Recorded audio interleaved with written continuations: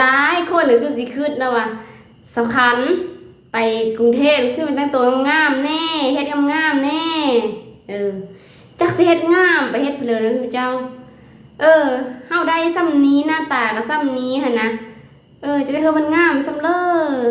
แต่งตัวจะแต่งตัวงามซ้ำเลอเสื้อเขาเฮานุ่งเสื้อไปเสื้อฮานเขาไปขายเครื่องก็ให้แต่งตัวไปสิเด้อตื่นเช้ามาเปิดฮานขายเครื่อง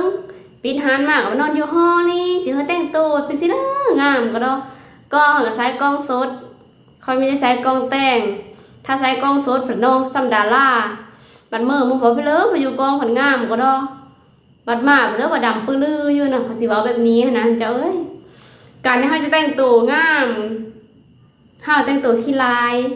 ก็ย่าตัวสำคัญคือว่ามีเงินใช้บ่หรือว่ามีถามแบบนี้แหละถามเจ้าคันจะแต่งตัวงามก็จะแต่งอยู่หาแต่งตัวงามๆแต่ถ้ายังเป็นขี้ข้ามาอยู่นี่กูมันมีเหมาะสม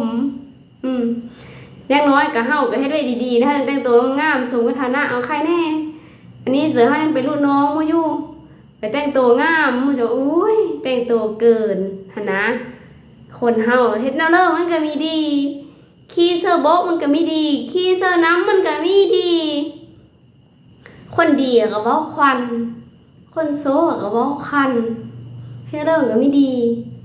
แต่งตัวเป็นตัวเองนั่นแหละไม่สบายค่อยมักแต่งตัวแบบสบาย